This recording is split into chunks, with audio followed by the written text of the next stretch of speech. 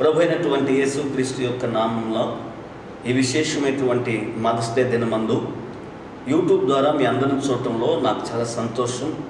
సంఘ విశ్వాసులందరికీ మరోసారి చెప్పే మాట ఏంటంటే, ప్రభుత్వం మనకు చెప్తున్నటువంటి శుభ్రతను కొనసాగించి పాటిద్దాం. ఎందుకంటే మనం ఎంత జాగ్రత్తగా ఉంటే అంత ఆరోగ్యంగా ఉంటాం.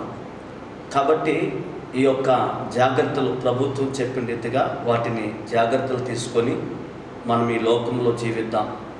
మూర్ఖంగా దేవుడు నాకు తోడున్నాడు, మరి విశ్వాసం నాకు ఉంది అని మూర్ఖంగా ప్రవర్తించక, దేవుడిచ్చినటువంటి విశేషమైన జ్ఞానం ప్రకారంగా ఈ లోకంలో నువ్వు జీవించినట్లయితే ఎటువంటి వ్యాధి, ఎటువంటి కార్యములు నీకు అంటకుండా దేవుడు నిన్ను కాపాడుతాడు. దేవుడు మిమ్మల్ని దీవించునుగాక. అందరికీ దేవుని యొక్క పరిశుద్ధమైన నామానికి మహిమ కలుగునుగాక. మీ 50 మంది చూస్తూ చాలా సంతోషం. మరి పరిశుద్ధాత్మ దేవుడు ఈ దినమందు మనందరితో కూడా మరి దైవ వాక్యం చేత వాళ్ళందరినీ కూడా బలపరుస్తాడు. పరిశుద్ధ వేద వాక్యం నుండి మనం గమనించినట్లయితే ప్రవక్త అయినటువంటి యెషయా రాసినటువంటి గ్రంథం మరి 46వ అధ్యాయం 3వ వాక్యము ఇలాగూ చదివిస్తుంది. 46వ అధ్యాయం 3వ వాక్యంలో ఏమి రాయబడిందంటే, యాకోబు ఇంటి వారులారా, ఇశ్రాయేలు ఇంటి వారులారా, శేషించిన వారులారా, గర్భమున పుట్టినది మొదలుకొని నా చేత భరించబడిన వారులారా, తల్లి బడిలో కూర్చున్నది మొదలుకొని నేను చంకబెట్టుకున్న వారులారా, నా మాటను ఆలకించుడి అని ప్రవక్త అయినటువంటి యెషయా ద్వారా దేవుడు మనందరితో కూడా మాట్లాడుచున్నాడు. ఈ వాక్య భాగంలో మనం చూస్తే, గర్భమున పుట్టినది మొదలుకొని నా చేత భరించబడిన వారులారా, తల్లి వాడిలో కూర్చున్నది మొదలుకొని నేను చంక పెట్టుకున్న వారులారా, నా మాట ఆలకించండి. ఈనాడు లోకంలో మనం గమనించినప్పుడు అనేకమైనటువంటి భారం చేత, బాధల చేత, కష్టాల చేత కృంగిపోయి కన్నీటితో కనబడుతున్నటువంటి అందరిని చూచి దేవుడు అంటున్నాడు. ఏమని అంటున్నాడంటే, తల్లి గర్భమున పుట్టినది మొదలుకొని నా చేత భరించబడిన వాళ్ళ. అవును, తల్లి గర్భమున ఎప్పుడైతే మనము పిండము కాక మునిపే దేవుడు మనల్ని ఏం చేస్తున్నాడంటే భరిస్తూ ఉన్నాడు. దేవుడు ఇంతవరకు నేను భరించి ఉన్నాడు కనుక మన భారం అంతా కూడా ఆయన భరించువాడై ఉన్నాడు. మన కష్టాలంతా కూడా ఆయన భరించువాడై ఉన్నాడు. ఈ కరోనా వైరస్ నుండి అనేక మంది మరి బాధతో, కన్నీటితో పిండిపోతున్నప్పుడు, లేక వేదన పడుతున్నప్పుడు వారందరినీ ఆదుకోవాలని, వారందరినీ భరించాలని ఎంతోమంది వారి చేతులు చాచినా కూడా ఎవరి వల్ల ఈనాడు వీలు పడలేదు. కానీ దేవుడు అంటున్నాడు, తల్లి గర్భములో పిండము కాక మునుపు నుండి మనను భరించిన వాడు ఆయనే. ఈరోజు నీకు ఏ భారమైన ఉండొచ్చు, అయితే నీ భారం అంతా కూడా దేవుని మీద నువ్వు మోపినట్లయితే నీ భారము, నీ కష్టాన్ని, నీ యొక్క వేదన, నీ కన్నీలో చూస్తున్న దేవుడు తప్పక భరించువాడై ఉన్నాడు.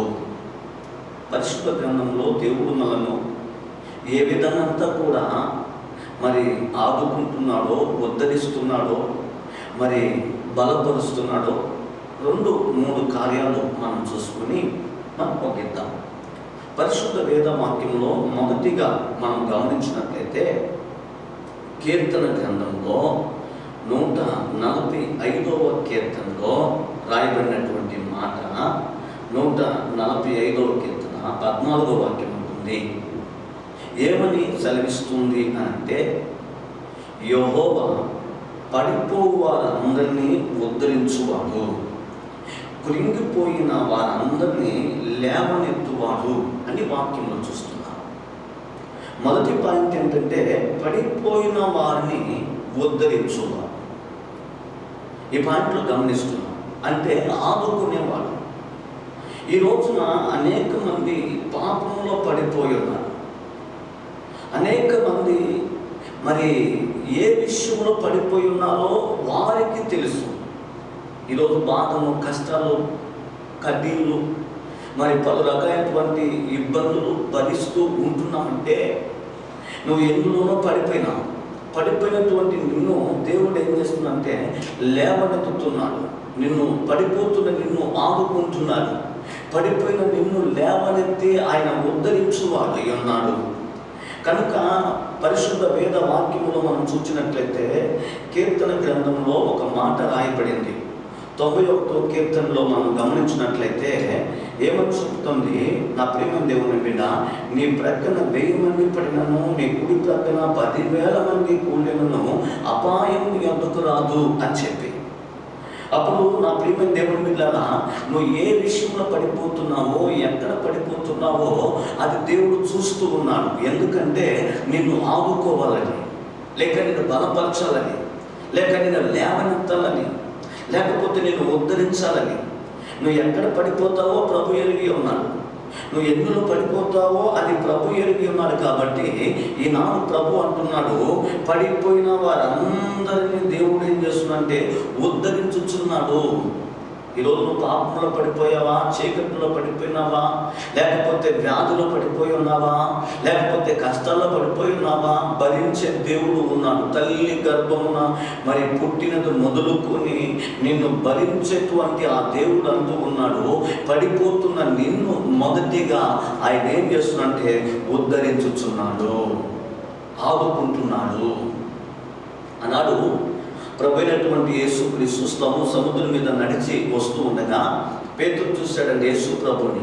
పేతురు చూసి అంటున్నాడు, నీవే అయితే నేను ఈ సముద్రం మీద నడిచి వస్తానయ్యా అని అన్నప్పుడు యేసు ప్రభు అన్నాడు, నువ్వు నడిచడం అని చెప్పగానే ఆ మాట విన్నటువంటి పేతురు సముద్రం మీద నడవసాగాడు. సముద్రం యొక్క నీళ్లు నడుస్తున్నటువంటి పేతురుకి ఎలా కనబడిందంటే ఒక నేలలాగా కనబడింది.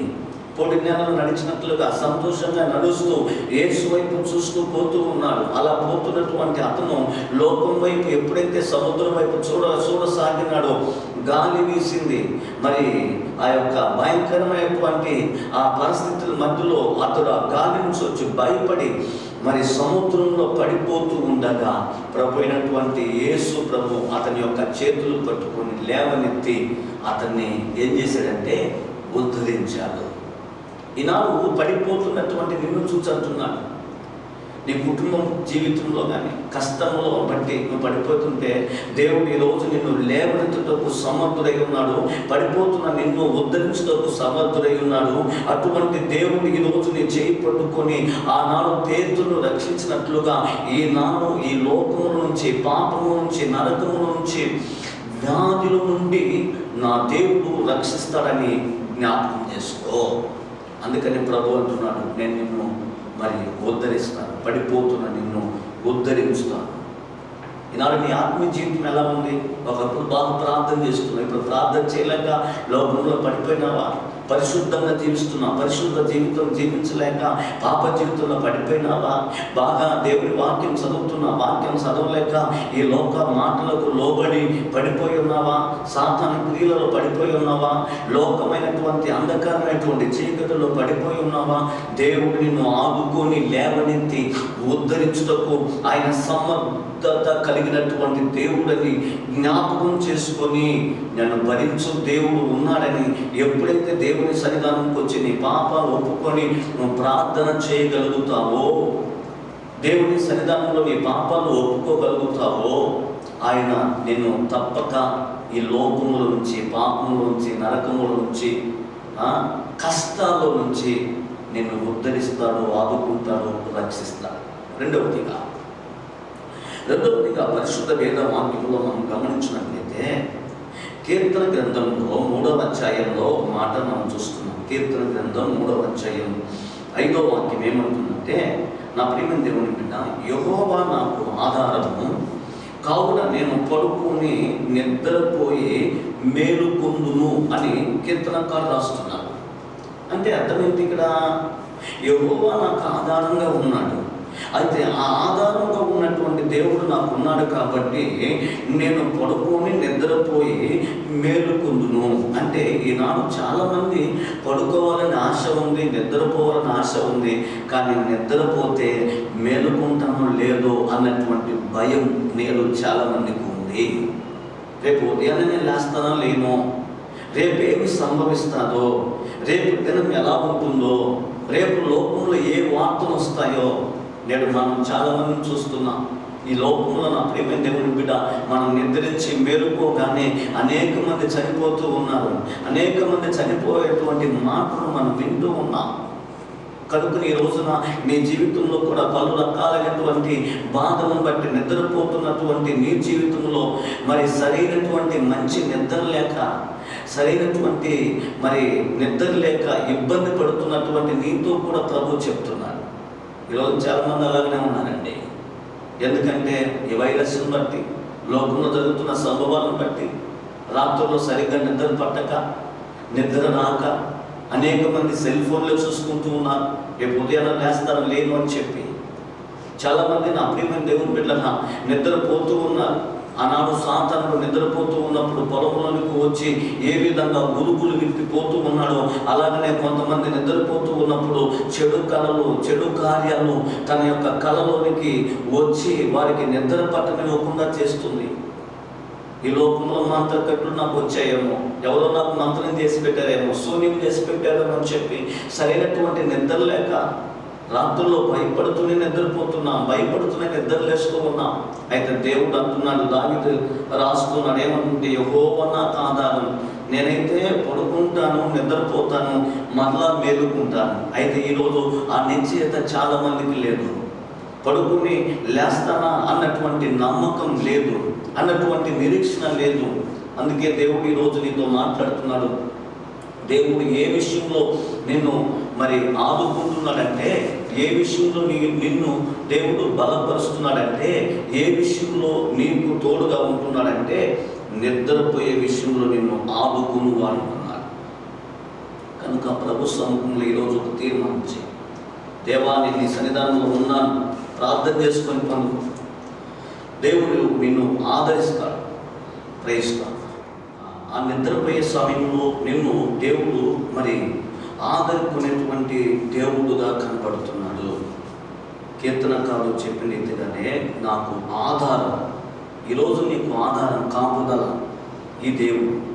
ఒక తల్లి ఏ విధంగా తన కుమారుని ఆదరిస్తుందో, ఒక తండ్రి ఏ విధంగా కుమార్తెను ఆదరిస్తుందో, అలాగనే నువ్వు నిద్రపోతున్నప్పుడు మేలుకుంటావో లేదో అన్నటువంటి భయంతో, మరణ భయంతో, అనేకమైనటువంటి మంత్రాలు, శకునాలు, అటువంటి భయంతో పడుకొని నిద్రపోతున్నటువంటి నీ జీవితంలోనే ఈనాడు ప్రభు అంటున్నాడు. ఎలాంటి వాడుగా ప్రభు ఉన్నాడంటే, ఆధారం కలిగినటువంటి దేవుడుగా ఉన్నాడు. ప్రతి బిడ్డకు తల్లి గొప్ప ఆధారం అండి. ఈరోజు దేవుడు కూడా నీకు ఆధారంగా ఉంటాడు. ఆనాడు ఎవరు లేడు, ఎవరికంటే యాకోబుకి అందరి చేత చేయబడిన వాడే, ఇంటి నుండి తరమబడిన వాడే, ఎంతో దూరంగా పోతూ రాత్రి వేళ సమయంలో ఒంటరిగా నిలబడిన వాడే, రాయి తలగడగా ఉంచుకొని నిద్రపోతున్నటువంటి ఆ సమయంలో దేవుడు ఒంటరిగా ఉన్నటువంటి యాకోబుకు దర్శనమిచ్చి యాకోబును బలపరిచాడు, యాకోబుకు ఆధారంగా ఉన్నాడు. ఈరోజు నా దేవుడు నీకు కూడా ఆధారంగా ఉంటాడు. భయం చేత నిద్రపోకుండా ఉంటున్నావా? భయపడబాక. దేవుని సముఖంలో ప్రార్థన చేయి.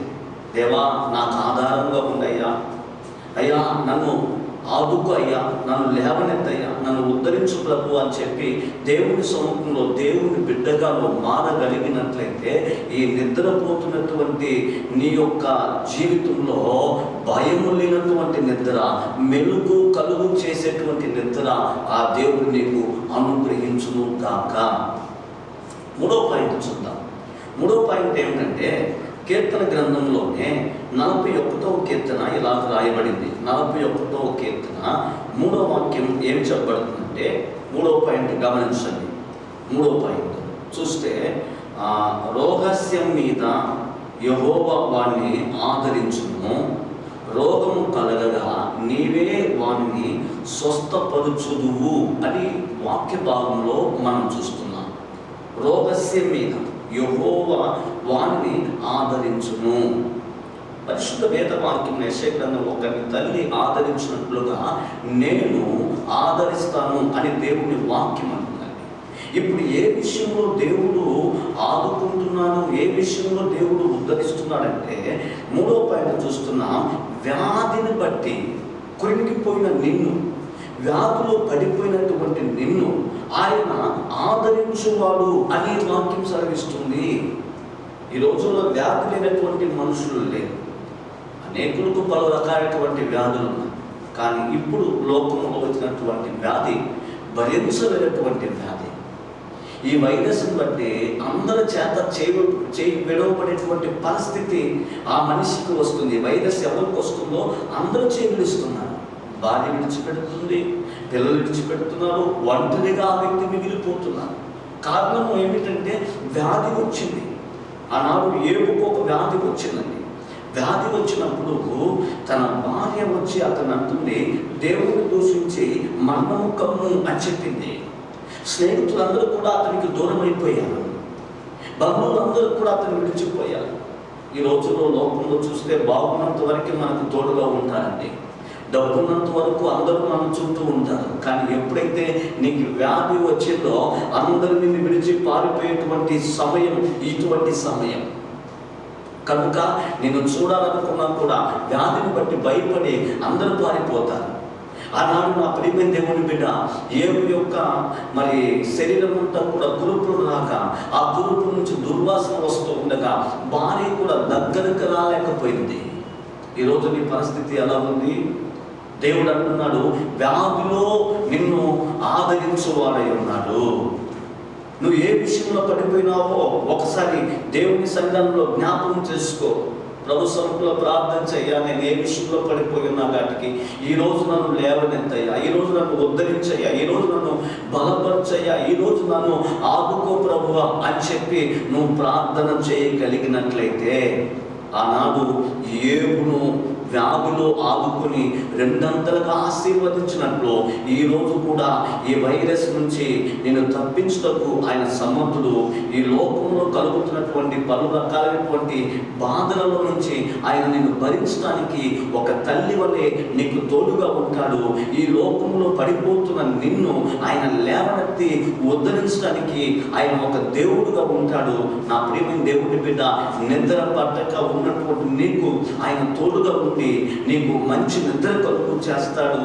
అంత మాత్రం కాదు, వ్యాధి రాకుండా నిన్ను కాపాడతాడు. ఈరోజు తీర్మానం చేయి. నా ప్రియమైన దేవుని బిడ్డ, ఈ మదర్స్ డే విశేషమైన దినమందు దేవుని సముఖంలో ప్రార్థన చేయి. నాయనా, నా తల్లి ఉన్నప్పుడు నన్ను ఎంతగానో చూసుకున్నది. తల్లి ప్రేమ కంటే గొప్ప ప్రేమ నీ ప్రేమ. కనుక నీ ప్రేమ నాకు కావాలి ప్రభు అని చెప్పి ఎప్పుడైతే నువ్వు ప్రార్థన చేయగలుగుతావో ఈ దేవుడు నిన్ను ఆయన ఒక తల్లి ఆదరించినట్లుగా, ఒక తల్లి భరించినట్లుగా ఆయన నిన్ను భరిస్తాడు. 3 విషయాలు మనం గమనించాం. నా ప్రియమైన దేవుని బిడ్డ, ఈ 3 విషయాల్లో నిన్ను కూడా దేవుడు బలపరిచి ఆదుకొని నడిపించును కాక. ప్రార్థన చేసుకుందాం. మహాపరిశుద్ధుడు అయిన మా తండ్రి, ప్రేమ కలిగినటువంటి మా రాజా, మీ నామానికి స్తోత్రం. నేను వాక్య భాగంలో చూశాను, వాడి తల్లి గర్భమున పుట్టినది మొదలుకొని భరించినటువంటి దేవుడివి నీవునైనా. ఇంతవరకు మమ్మల్ని అందరినీ కూడా భరించావు. ఏ విషయంలో కూడా భరించినావో, ఆదుకున్నావో, ఉద్ధరించావో, ఆదరించినావో ఈరోజు వాక్య భాగంలో మేము చూసాము. ఒకటి, పడిపోయిన విషయంలో మమ్మలను తండ్రి ఉద్ధరించువాడవని, ఆదరించువాడవని వాక్యంలో చూసాము తండ్రి. నిద్రపోతున్న విషయంలో నాయన మాకు తోడుగా ఉండి మరణం కాకుండా మరలా మాకు జీవం కలుగు చేసే విషయంలో ఆదరించువాడవని 2వ పాయింట్గా మేము చూసాము. 3వదిగా, వ్యాధి వచ్చినప్పుడు మమ్మల్ని చేయి విడవక తల్లి గర్భము నుండి పడినది మొదలుకొని మమ్మల్ని భరించిన దేవుడివి. వ్యాధులలో కూడా తండ్రి అనేకులను స్వస్థపరిచినట్లుగానే మమ్మలను కూడా జ్ఞాపకం చేసుకొని మమ్మల్ని విడనాడక మాకు తోడుగా ఉన్నందుకు మీకు వేలాది స్తుతులు, స్తోత్రాలు చెల్లిస్తున్నాము. యేసు నామమున వేడుకొనుచున్నాము తండ్రి. నా తండ్రి అయిన దేవుని ప్రేమ, ప్రభువైన యేసు క్రీస్తు వారి కృప, పరిశుద్ధాత్మ యొక్క సహవాసం సర్వ పరిశుద్ధులకు కూడిన మందికి సదాకాలం ప్రభువు తోడుగా ఉండి నడిపించును కాక. ప్రియమైన దేవుని బిడ్డలారా, ఇంతవరకు మీరు విన్న వర్తమానం మీకు ఎంత ఆత్మీయ మేలు కలిగించిందని మేము నమ్ముచున్నాము. మీరు ఇస్తున్న స్పందన కొరకు మీకు కృతజ్ఞతలు. మీరు ఇంకా ఆత్మీయంగా బలపడాలంటే మా యూట్యూబ్ ఛానల్ ఉన్న ఇంకా అనేక వీడియోలు ఉన్నాయి, అవి చూసి బలపడండి. మీ ప్రార్థన అవసరతల కొరకు మమ్మల్ని సంప్రదించండి. మీరు కూడా మా కొరకు ప్రార్థించండి. దేవుడు మిమ్మల్ని దీవించును గాక.